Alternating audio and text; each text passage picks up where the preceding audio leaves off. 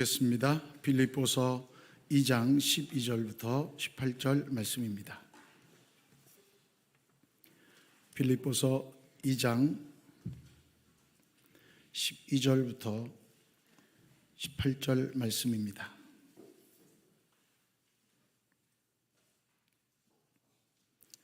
빌립보서 2장 12절부터 18절 말씀까지 제가 봉독해 올립니다. 그러므로 나의 사랑하는 자들아, 너희가 나 있을 때뿐 아니라 더욱 지금 나 없을 때에도 항상 복종하여 두렵고 떨림으로 너희 구원을 이루라. 너희 안에서 행하시는 이는 하나님이시니 자기의 기쁘신 뜻을 위하여 너희에게 소원을 두고 행하게 하시나니 모든 일을 원망과 시비가 없이 하라. 이는 너희가 흠이 없고 순전하여 어그러지고 거스르는 세대 가운데서 하나님의 흠없는 자녀로 세상에서 그들 가운데 빛들로 나타내며 생명의 말씀을 밝혀 나의 다름질이 헛되지 아니하고 수고도 헛되지 아니하므로 그리스도의 날에 내가 자랑할 것이 있게 하려 함이라. 만일 너희 믿음의 재물과 섬김 위에 내가 나를 전제로 드릴지라도 나는 기뻐하고 너희 무리와 함께 기뻐하리니 이와 같이 너희도 기뻐하고 나와 함께 기뻐하라. 아멘. 할렐루야. 우리 전우자와 교수님과 함께 인사하겠습니다. 사랑합니다. 축복합니다.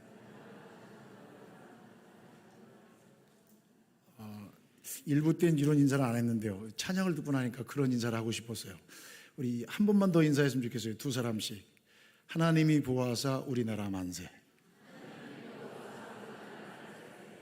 아멘.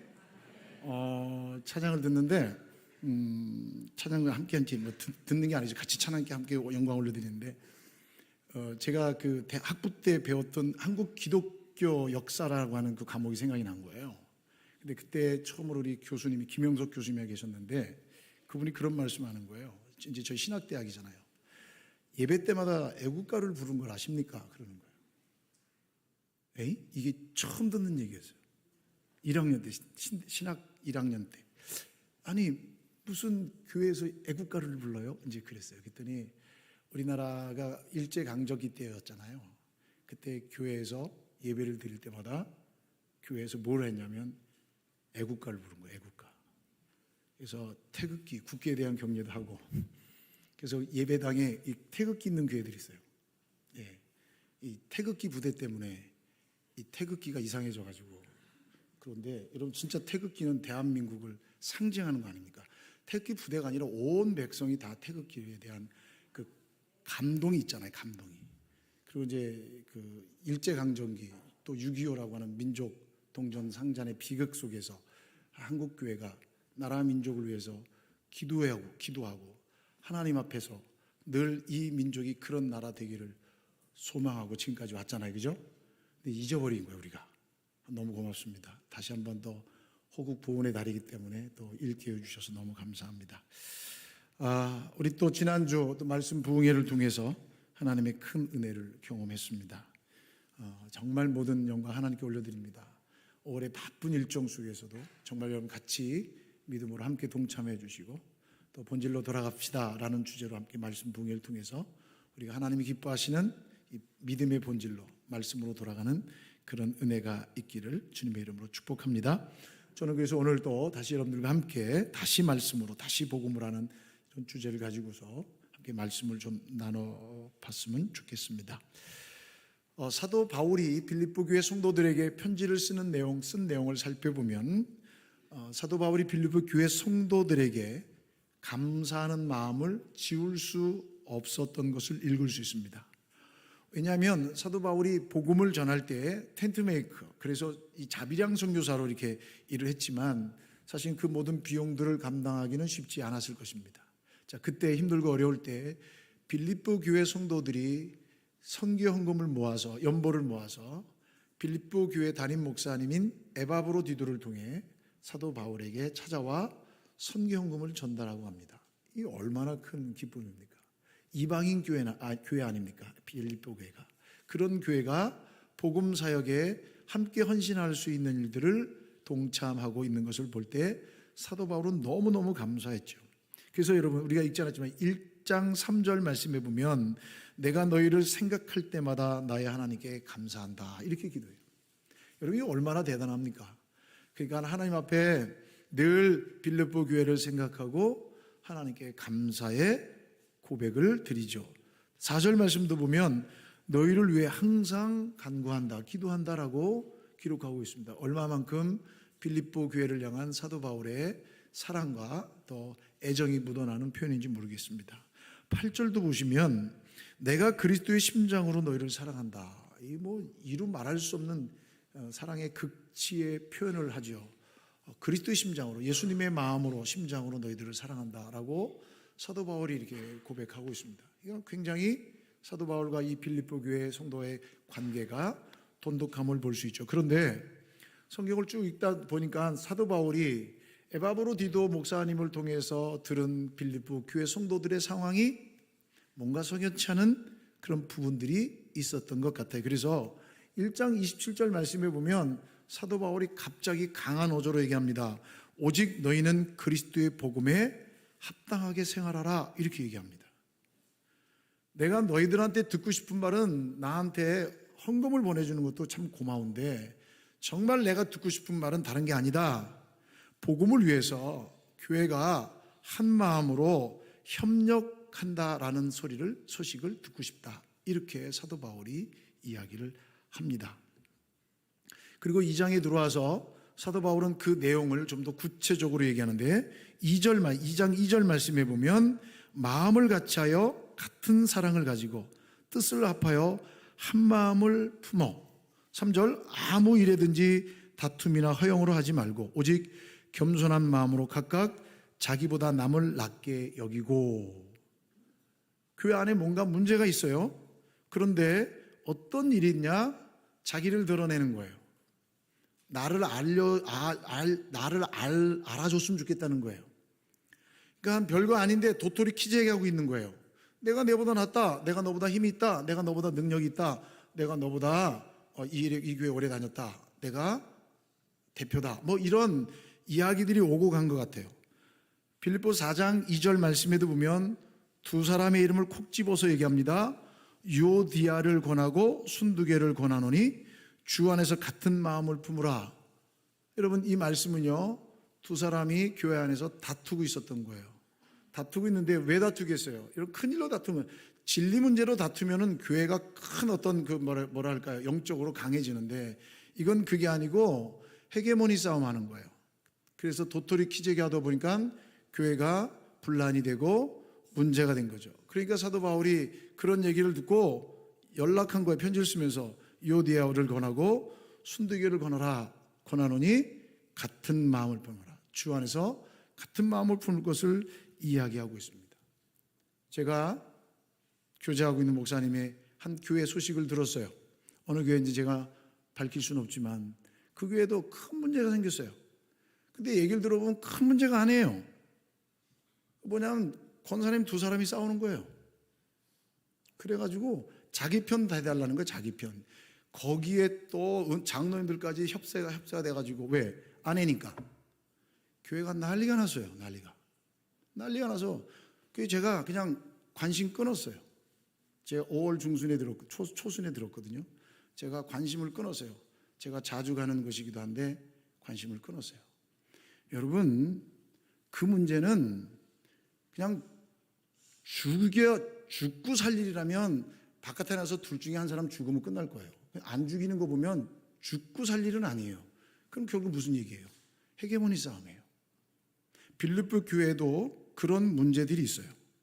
사람이 사는 곳에는 가정이라 할지라도 솔솔 차는 문제들이 조금씩은 있지 않습니까?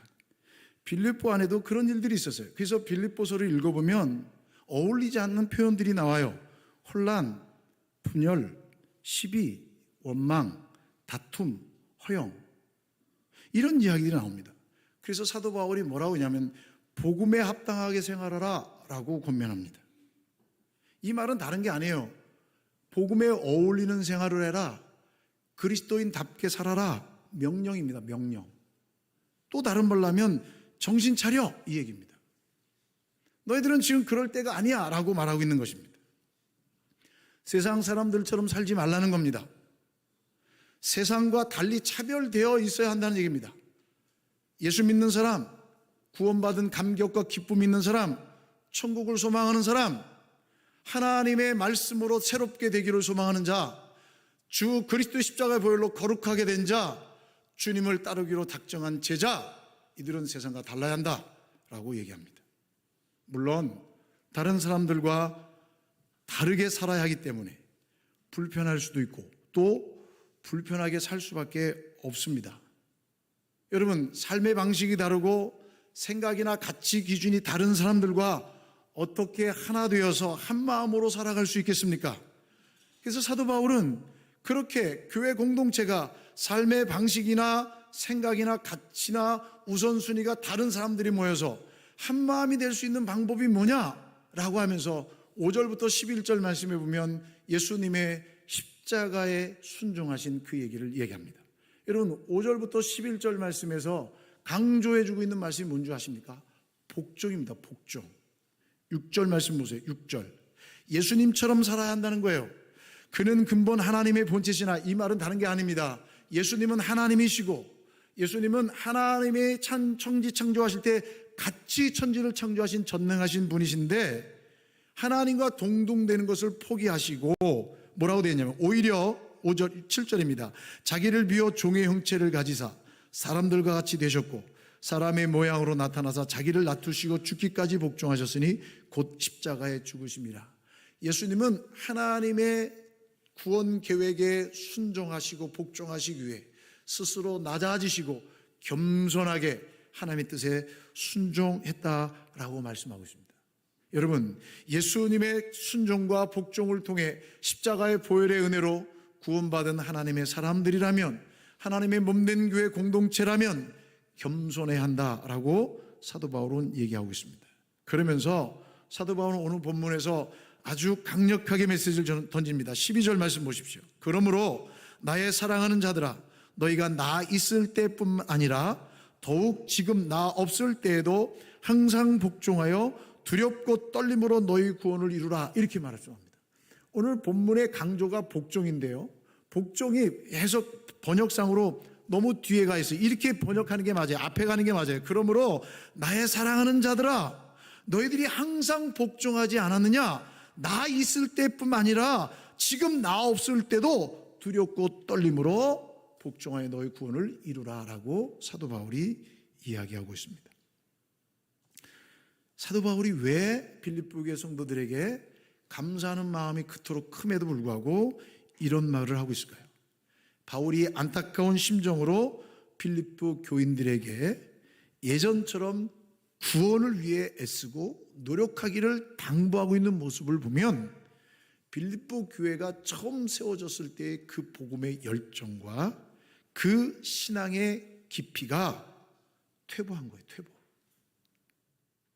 떨어진 거예요. 그러니까 여러분들이 항상 복종하지 않았느냐? 지금도 그런 모습으로 두렵고 떨림으로 너희 구원을 이루라라고 사도 바울이 말하고 있는 것입니다. 그러므로 앞에 있는 말을 다 받는 거죠. 두렵고 떨림으로, 여기서 말하는 것은 하나님에 대한 예수님의 모범적인 순종에 근거해서 빌립보 교인들에게 여러분들이 두렵고 떨림으로 여러분들 자신들의 구원을 계속해서 이루어 가십시오라고 합니다. 지금도 계속해서 이루어 가라고 명령하고 있는 것입니다. 여러분, 구원을 완성해 가라는 얘기가 아닙니다. 구원을 얻도록 애를 쓰라는 얘기가 아닙니다. 구원의 문제는 전적인 하나님의 사역이지요.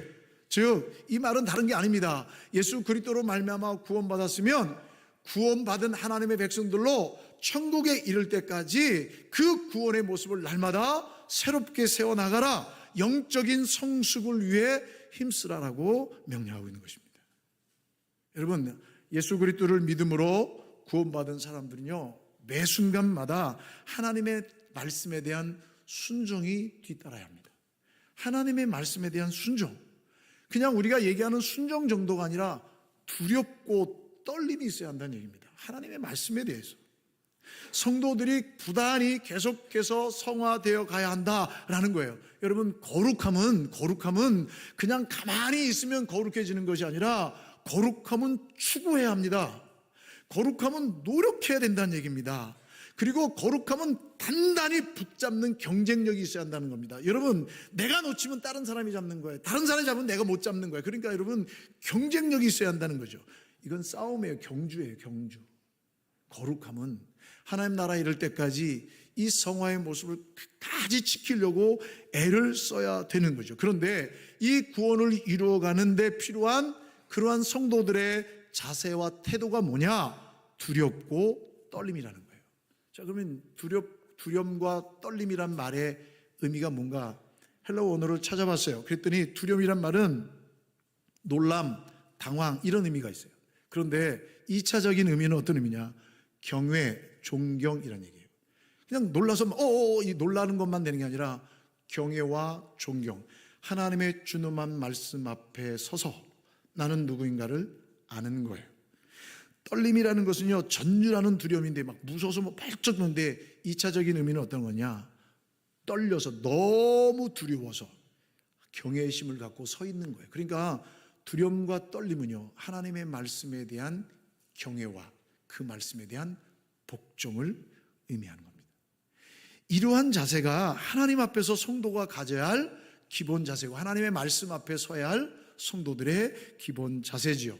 내적으로는 자아의 죄성을 발견하고 우린 죄인이에요. 내가 구원받았어요. 죄로부터.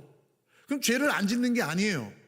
죄가 우리를 상하게 하지 못하는 게 아니에요. 그렇게 생각하는 건 구원파예요. 우리 총장님도 말씀하셨죠. 우리는 구원받았어요. 그러나 죄성을 갖고 있기 때문에 우리는 날마다 성령의 충만함을 입어야 되고 우리는 날마다 하나님의 말씀으로 새로워져야 되는 거죠. 그러니까 우리 안에 죄성이 있음을 알아야 돼요. 절대로 신앙생활 오래 하거나 직분이 높다고 해서 그것으로 내가 구원받는 게 아니라 거룩함으로 쟁취해야 되는 거예요. 이거는 추구해야 되는 거예요. 이건 경쟁해야 얻을 수 있는 거죠. 그것을 지켜나가야 되고 외적으로는 자신의 무능력을 인정할 때 나오는 감정이 두려움과 떨림이에요. 하나님 앞에서 나는 여전히 죄로부터 자유하지 못한 존재들이에요. 죄에서 자유하지 못해요. 그래서 우리는 죄로부터 구원받은 하나님의 백성이기 때문에 말씀 앞에 두려움과 떨림이 있어야 되고 우리는 우리의 힘과 능력으로 살아갈 수 있는 존재들이 아니라 오늘 우리 찬양했잖아요. 하나님이 한 번만 바라시면 힘을 말씀하시면 세상의 모든 것 다 망할 것이라는 것. 하나님 말씀으로 이 우주 만물을 창조하셨기 때문에 하나님 말씀 한마디로 다 없어질 것들이거든요. 우리는 하나님 앞에 전적인 무능력함을 고백할 수밖에 없죠. 그러나 우리는 예수님을 믿고 산다 하면서 두렵고 떨림보다는 너무나 자유롭습니다. 이 자유롭다는 말이 잘못은 아닙니다만 하나님의 말씀 앞에서 너무 두려움과 떨림, 경외와 그리고 하나님 앞에서의 존경의 마음이 사실은 없어요. 그러니까 교회 안에서도 다투어요. 서로 도토리 키재기 하는 거예요. 내가 누군지를 모르니까 그런 일 하는 거죠. 하나님 앞에서 내가 어떤 존재인지를 모르니까 그런 일 하는 거죠. 이런 일들이 있는 거예요. 할 수 있지만 해도 되지만 하나님을 위해 포기하는 일이 거의 없어요. 먹어도 되지만 누가 뭐라고 탓하지 않지만 하나님을 위해서 먹지 않는 일이 거의 없어요. 남들도 하니까. 구약시대의 유대인들은 이방인들과 구별된 삶을 살았어요. 구약시대의 유대인들은요, 이방인들과 다른 하나님의 선민으로서 살아가기 위해 얼마나 많은 하나님의 말씀으로 구별된 삶을 살았는지 몰라요. 짐승을 잡아도 순서에 따라 잡아야 되고요. 농사를 지어도 남들과 다른 방법으로 농사를 지어야 돼요. 그런 불편함과 그런 수고로움이 있어야만 하나님의 거룩한 백성으로 살아가는 구별된 삶을 살아갈 수 있었지요. 그 삶을 통해 불편했지만 하나님의 백성임을 드러냈고 그 삶을 통해 불편하고 힘들고 어려웠지만 많은 사람들이 그들의 모습만 봐도 하나님의 백성이라는 것을 알 수가 있었죠. 그런데 신약의 시대를 살아가는 우리들, 은혜의 시대를 살아가는 우리들, 그리스도인들, 성도들은 세상 사람들과 어떤 부분에서 구별되어 있다고 생각하십니까? 우리는 세상 사람들과 하나님을 믿지 않는 사람들과 어떤 부분에서 구별되어 있습니까? 여러분, 이제는 말하기도 좀 부끄러운 일들이 있어요. 예수 믿는 성도들 가운데, 집사님들, 재직들 가운데도 식사할 때 기도하십니까? 라고 물어봐야 할 상황입니다. 자녀들에게 식사 기도를 가르칩니까? 라고 물어봐야 될 상황입니다. 자녀들 위해 기도하십니까? 라고 물어봐야 될 상황이 됐다는 얘기입니다. 하나님의 천국 백성임에도 주님의 제자로서 살아간다고 하면서도 하나님의 사람이라고 하면서도 하나님을 경외한다고 하면서도 하나님의 말씀 앞에 구별된 삶을 살아가지 않는 이런 불편한 진실이 우리 가운데 있다는 사실입니다. 구별되기보다는 그들 속에 함께 묻혀 살고 있지는 않습니까? 예수 믿는 젊은이들이, 예수 믿는 우리 청년들이 나가서 제일 힘들어할 때가 언제인 줄 아십니까? 나도 예수 믿어, 이럴 때예요. 보호는 못해준 만정 너도 이 그룹에 들어와서 살아야 되라고 말하는 그 일들 앞에 직장을 그만둬야 되는 고민을 한단 말이죠. 중직자들도 나도 안수집사야, 나도 권사야, 나도 장로야 라고 말하는 게 너무 대수롭지 되지 않아서 그냥 묻혀 살고 있음으로 인해 거기서 버틸 수 없는 사람은 직장을 나와야 되고 거기서 버텨야 되는 사람은 동일화돼서 그들 속에 묻혀 살아가 신앙의 본 모습을 잃어버릴 수밖에 없는 것이 현실의 모습인 것이죠. 하나님의 자녀, 구원받은 백성, 그리스도인, 예수님의 제자, 기독교인, 이 낱말들의 공통점이 뭔지 아십니까? 거룩함입니다. 거룩함이란 세상 사람들보다 불편하게 사는 것 아닐까요? 거룩함이란 세상 사람들과 구별된 삶을 살아가는 것이란 세상 사람들이 살아가는 편리한 방법이 아니라 조금은 불편하고 조금은 힘들고 조금은 그 어려움들을 감수하며 살아가는 모습 아닐까요? 물론 편리하게 살 수 있습니다. 물론 우리가 세상 사람들과 그렇게 구별하지 않고 살아도 괜찮은 부분들이 있습니다. 문제 없습니다. 자, 그러면 불편하게 살 때와 불편하지 않고 자유롭게 살 때를 비교했을 때 어느 것이 하나님 앞에서 좋은 신앙인으로 살아가고 있는가 한번 질문해 봐야 돼요. 내가 불편하게 살 때와 불편하게 살지 않을 때 어느 때가 더 하나님 앞에서 좋은 신앙인으로 살아가는가라고 질문한다면 자유로운 것이 결코 좋은 것만은 아니라는 사실이죠. 총장님도 지난 주일날 말씀하셨어요. 결혼하고서 제일 불편한 게 뭐라고 그랬더라고요? 음식 먹는 거. 기름진 것이 좋아하는데 아내는 채소만 갖다 주니까 힘들어했다고요. 근데 보세요. 거기에서 여러분 불편하잖아요, 음식 먹는 게. 근데 나중에 고백하잖아요. 건강해졌다고. 여러분 불편한 게 나쁜 것만은 아니에요. 자유로운 게 좋은 것만은 아니에요. 우리가 살아가는 삶의 자세와 태도에 하나님의 백성으로서 주님의 제자로서 그리스도인으로서 기독교인으로서 말씀 앞에 두려움과 떨림이 있는가라는 것입니다.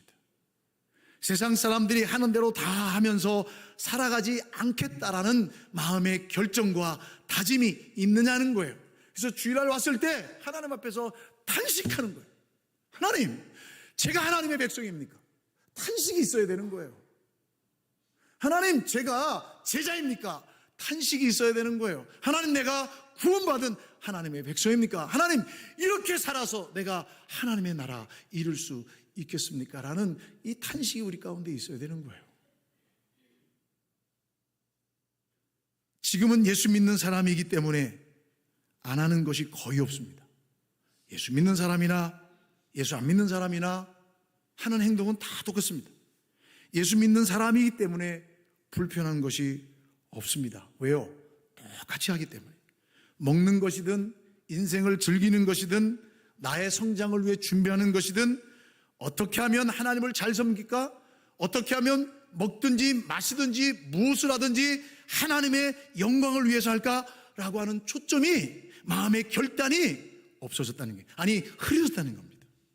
바로 이런 고민을 하면서 하나님의 자녀답게 예수님의 제자답게 그리스도인답게 살려고 애쓰는 모습이 하나님의 영광을 위해 살아가려고 애쓰는 모습이 진정한 성도의 모습이며 제자의 모습이며 그리스도인의 모습 아닙니까? 우리가 하나님의 말씀 앞에서 두렵고 떨림이 없기 때문에 세상과 아무것도 구별되지 않아요. 아무것도 구별되지 않아서 세상 사람이나 성도나 똑같아지는 거죠. 우리가 가끔 뭔가를 넋놓고 있으면 집중하지 못할 때 어떻게 합니까? 사람들이 이러잖아요. 자기 볼을 때려요, 그죠? 심하면 막 더 세게 때리고 막 그러잖아요. 머리도 박기도 하고. 왜 그러죠? 정신 차리라는 거예요. 너 지금 잘못하고 있다는 거예요. 너 지금 내 모습이 아니란 얘기예요. 빨리 내 모습으로 깨어서 돌아오라는 얘기예요. 즉 그 얘기예요. 다시 말씀드려서 우리가 가끔 하나님 앞에서 나는 누구인가 물어야 돼요. 여러분, 구원받은 기쁨과 감격으로 살아가는 것도 좋지만 나는 누구인가? 나는 여전히 죄성 앞에 무너질 수밖에 없는 죄성을 가진 연약한 존재임을 잊지 말아야 합니다. 어디서 어떻게 구원받았는가, 어떤 존재인가 라는 이 부분을 꾹꾹 물어봐야 합니다. 이 사실만 잊지 않는다면 항상 두렵고 떨림이 있는 삶을 살 수 있을 텐데 말이죠. 이 물음이 없어요. 사도 바울은 빌립보 교회 성도들에게 편지를 쓰면서 정신 차려 그러고 있습니다. 예수님께서도 말씀하셨습니다. 누가복음 10장 24절 좁은 문으로 들어가기를 힘쓰라. 왜 넓은 문 놔두고 좁은 문으로 가냐는 거예요. 예수 믿는 사람들은 좁은 문으로 가야 된다는 거예요. 다른 사람들의 가진 기준보다 더 철저한 기준을 가지고 살아가야 되기 때문에 사람들이 아무렇지도 않게 사람들이 다른 사람에게 피해를 줘도 전혀 양심의 가책을 지키지 않고 살아가는 그런 삶의 방식이 아니라 조금은 전전긍긍하며 조금은 우리가 하나님의 백성다운 불편함을 감수하면서 세상 사람들에게 유익을 주고 이웃에게 선한 영향력을 끼칠 수 있는 잠시 내 생각과 내 방법과 내 감정에 충실해서 살아가는 것이 아니라 하나님의 말씀 앞에서 그리스도로 살려가는 그러한 모습이 있는 것이 좁은 문으로 들어가는 것 아니겠습니까? 사도 바울은 얘기합니다. 고린도전서 9장 27절 내가 내 몸을 쳐 복종하게 하면 내가 남에게 전판 후에 자신이 도리어 버림을 당할까 두려움이라. 여러분, 사도 바울이 뭐가 두렵습니까? 왜 자기 자신을 쳐서 복종시킵니까? 나는 복음을 전하는 자입니다. 복음을 전해서 내가 전한 복음을 통해 다른 사람은 구원을 받는 기쁨과 감격이 있지만 오히려 나는 이 말씀에 정신 차리지 못하면 다른 사람에게 구원을 얻을 수 있는 복음을 전하는 자일 줄 몰라도 나는 이 복음에서 제외될 수 있다는 생각을 갖고 있기 때문에 정신 차려야 한다는 얘기입니다. 자기 스스로에게. 사랑하는 성도 여러분, 저와 여러분들이 이런 마음으로 살아가는 은혜가 있기를 주님의 이름으로 축원합니다. 그런데 여러분, 우리의 마음과 다짐이 오늘은 주님 그렇게 살겠습니다. 근데 돌아가면서 잊어버려요. 저 문만 나가면 엘리베이터 앞에서 잊어버려요. 엘리베이터 앞에서. 진짜요. 네? 그냥 오늘 축도 딱 끝나면 잊어버린다니까요. 얼마나 하나님께서 주신 망각의 은혜가 넘치는지 그냥 잊어버려요. 이게 저와 여러분들이에요. 이거 누구의 특별한 얘기가 아니에요. 잊어버린다니까요. 잠시 이 교회 안에서 위아래 다니면서 목사니까 성도들하고 웃고 인사해야 될 거 아니에요. 그러니까 안 잊어버리는 거예요. 내가 누군지. 근데 바깥에 나가서 운전대 잡고 어디 가게 가서 식당 가서 뭐야 이거 이러면 끝난 거예요. 하고 싶죠. 성질 내는 거 저만큼 잘할 사람 있겠어요? 아, 왜 웃으세요? 그럴 때는 아니라고 해주셔야지. 웃으시면 제가 뭐가 돼요? 여러분, 성질 내는 거 저만큼 잘날 사람 없어요, 진짜로. 저요, 성질광이요. 제가 80년대 같이 학교 다닐 때 학교 집에서 별명이 뭐냐면 포도대장이에요, 포도대장. 제가 아직도 지금 20몇 년 만에 30년 만에 만난 지난번 이 총신 동문회 모양인데 형님이 목회를 해요? 이러더라고요. 주의 은혜지. 여러분, 정말 우리는 잊어버릴 수밖에 없어요. 근데 여러분, 이걸 어떻게 유지해야 돼요? 내 힘으로 안 돼요. 금방 까먹어요. 13절 말씀 보세요. 13절 한번 봅시다. 너희 안에서 행하시는 이는 누구시니? 하나님이시니. 할렐루야. 여러분, 여기에 왜냐하면이라는 말이 있어요. 왜냐하면 접속사가 빠졌어요. 왜냐하면 두려움과 떨림으로 너희 구원을 이루라. 왜냐하면 하나님께서 구원을 이루기 위해서 우리가 애써야 되는데 우리가 하는 게 아니라 하나님께서 우리 안에 거하셔서 그분의 기쁘신 뜻을 위하여 소원을 두고 행하게 하시기 때문에 하나님이 내 안에 오셔서 역사하셔서 하나님의 소원대로 이뤄갈 수 있도록 역사하시기 때문에 내가 그렇게 순종할 수 있게 된다는 거예요. 믿으시면 아멘. 여러분, 하나님은 우리 안에서 능력 있게 일하시는 줄 믿습니다. 그래서 우리가 능히 하나님의 사람들로서, 하나님의 백성으로서 성화되어지고 거룩해질 수 있도록 하나님께서, 성령께서 역사하시는 줄 믿습니다. 만약 혹자는 이런 질문을 할 수 있어요. 아니, 하나님께서 성도 안에서, 성도들 마음 안에서 행하신다면, 역사하신다면 왜 우리가 애를 써야 돼요? 왜 구원을 위해서 우리 스스로 노력해야 돼요? 하나님이 다 해주신다면서요. 우리는 가만히 있으면 돼요. 이거 구원파라니까요. 그런 생각, 그런 질문. 자, 그럼 그런 의문을 품어요. 그런데 여러분, 제가 답을 해드릴게요. 정확하게. 구원은 인간이, 죄성을 갖고 있는 인간이 아무런 책임이 없이 무책임하게 있어도 하나님이 다 책임져 주시는 게 아니에요. 제가 말씀드렸어요. 우리는 죄성을 갖고 있기 때문에 죄 앞에 무너질 수밖에 없어요. 죄를 지을 수밖에 없어요. 우린 유혹을 받을 수밖에 없는 존재들이에요. 근데 여러분, 예수 그리스도께서 십자가 구속을 통해서 이루신 이 사역을 통해 구원을 주신 하나님은 그 구원을 각각의 성도들에게 적용하시기 위해서 성령을 이 땅 가운데 보내주셔서, 성령, 보혜사 성령을 여러분 한 사람 한 사람 심령 가운데 보내주신 줄 믿으시기 바랍니다. 아멘. 그게 성령의 역사예요.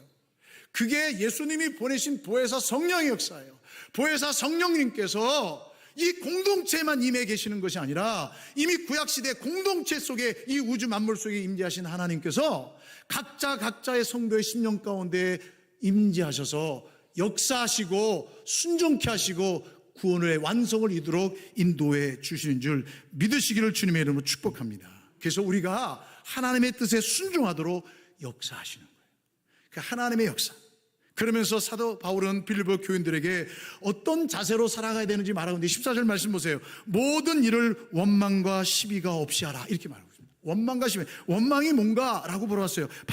헬라어로 봤더니 이게 뭐냐면 투덜대는 불평이에요. 마치 이스라엘 백성들이 물이 없어요, 더워요, 추워요, 먹을 게 없어요, 고기가 없어요, 배고파요, 이런 것들 투덜대고 하는 그러한 모습들과 똑같은 거예요. 이거는 불평이에요. 무슨 건수만 생기면 불평하는 거예요. 하나님 앞에, 공동체 앞에, 지체 앞에 불평하고 원망하는 사람이 되지 말라, 그 얘기예요. 시비란 말은 다른 게 아니에요. 시비는요, 악의를 가지고 긁는 거예요. 언제까지? 상대가 반응할 때까지. 이건 진짜 나쁜 거죠. 참으면 그냥 넘어가 줘야 되는데 어디까지 참나? 꼭 확인하고 싶은 사람이 있어요. 여러분, 이거는 하나님께서 가장 싫어하시는 공동체 안에서의 모습이에요.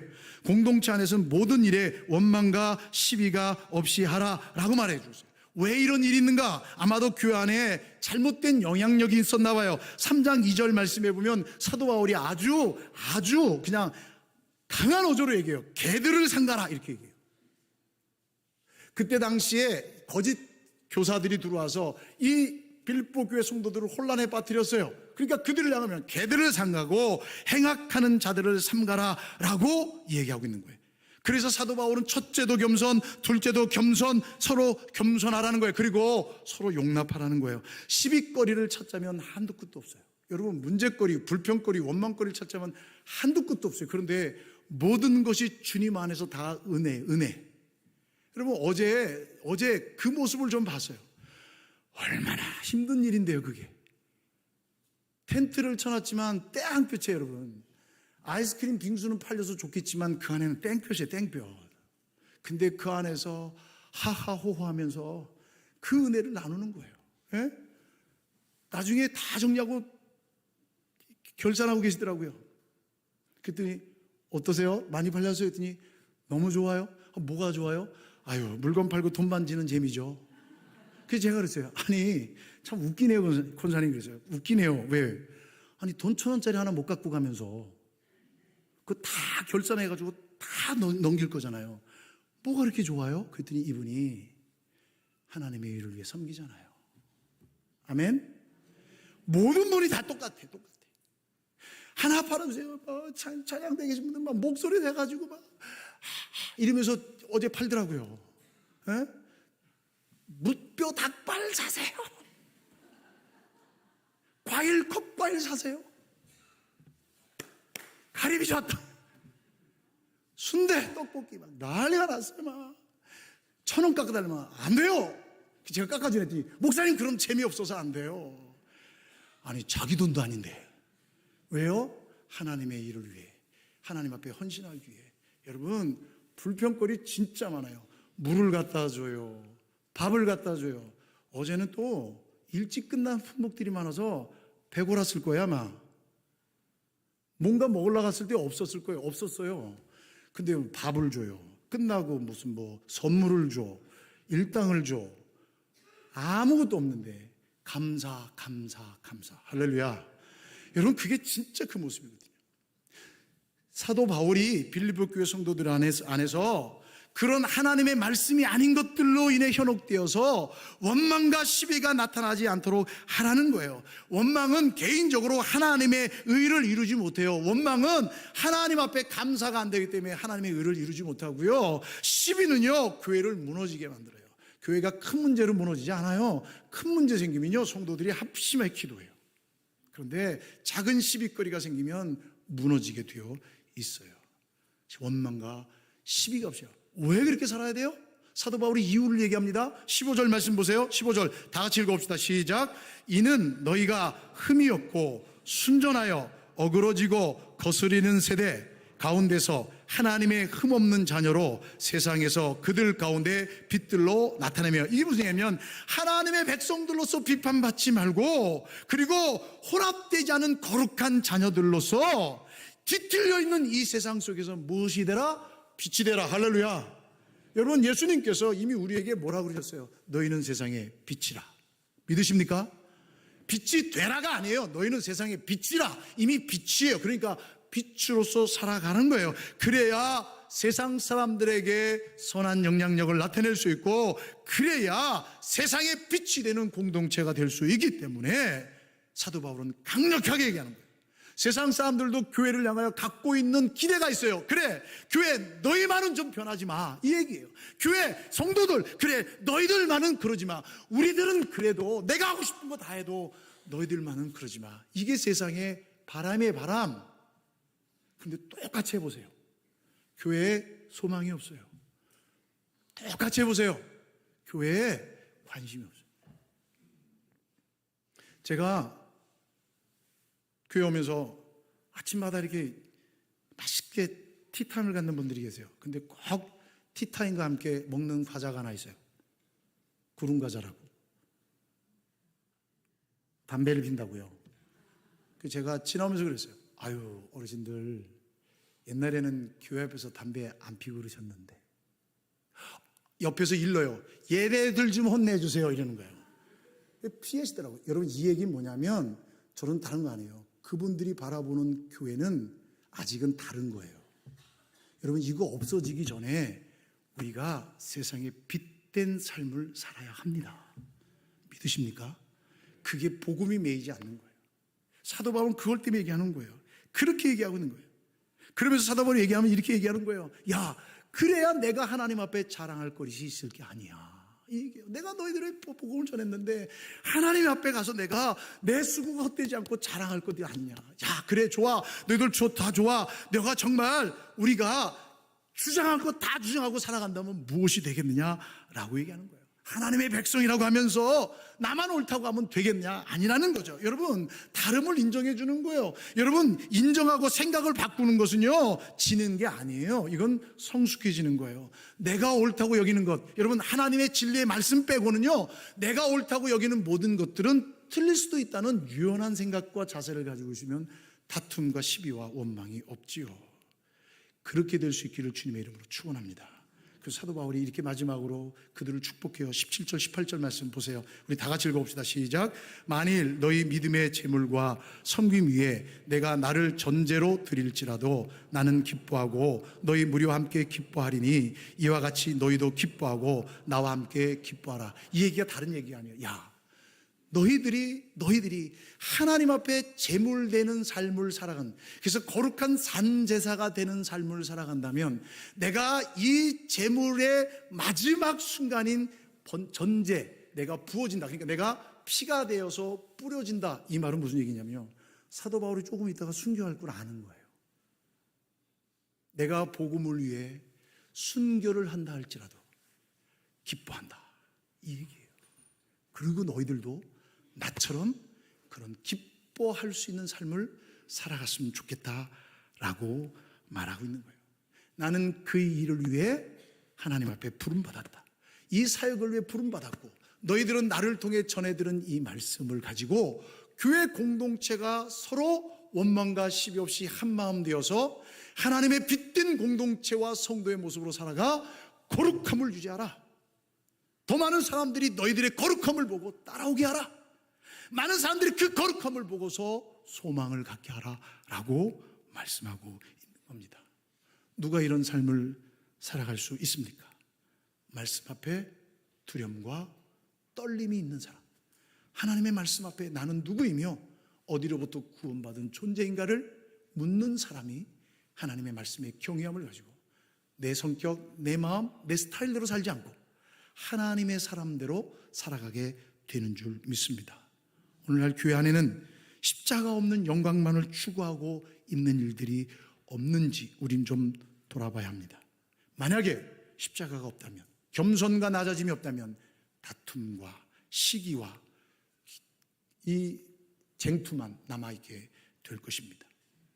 축원하옵기는 여러분들을 통해, 교회다운 교회, 여러분들을 통해 성도다운 성도, 여러분들을 통해 그리스도인다운 그리스도인들이 이 서울 지역을 가득 채워지는 역사가 나타나게 되기를 주의 이름으로 축원합니다.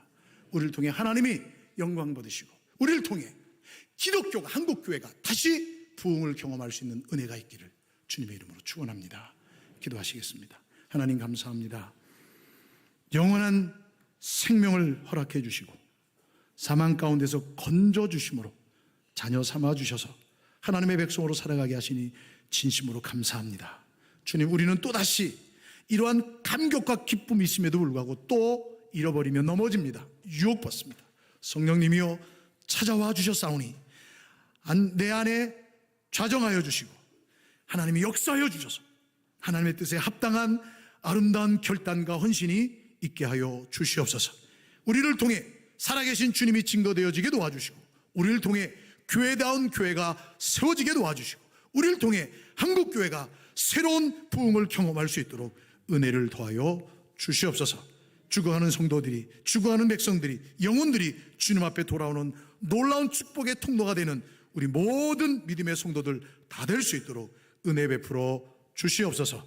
예수님의 이름으로 기도하옵나이다. 아멘. 우리 자리에서 다 일어나셔서 찬송가 305장 함께 찬양하시겠습니다.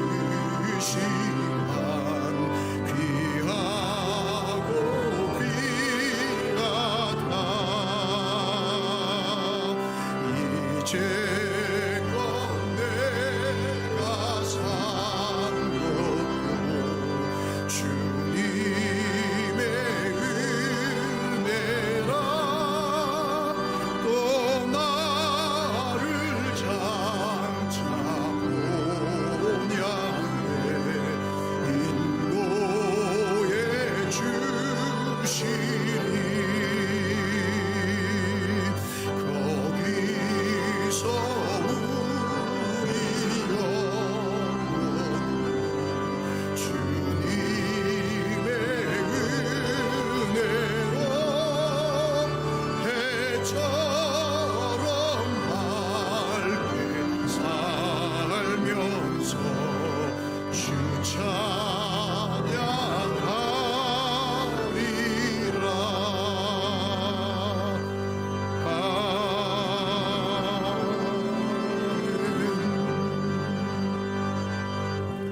지금은 우리들의 유일한 구원자이시며 우리의 유일한 소망 되신 우리 주 예수 그리스도의 은혜와 하나님 아버지의 넓고 다함이 없는 그 사랑하심과 성령 하나님의 위로교통 감화 감동하심의 역사가 하나님께서 원하시는 믿음의 제자로서 그리스도인으로서 참 성도로서 하나님의 뜻을 온전히 드러내며 두렵고 떨림으로 하나님이 허락하신 삶 속에서, 가정 속에서, 일터에서, 공동체 속에서 하나님의 사람들로 살아갈 것을 다짐하고 소망 가운데에서는 주의 모든 믿음의 성도들 머리머리 위에와 가정과 일터와 생업과 자녀들 위해 환우들의 간절한 부르짖음과 소망 가운데 해외군에 가 있는 자녀들 성도들 머리 위에 복중의 생명까지 이제로부터 영원토록 함께 있을지어다.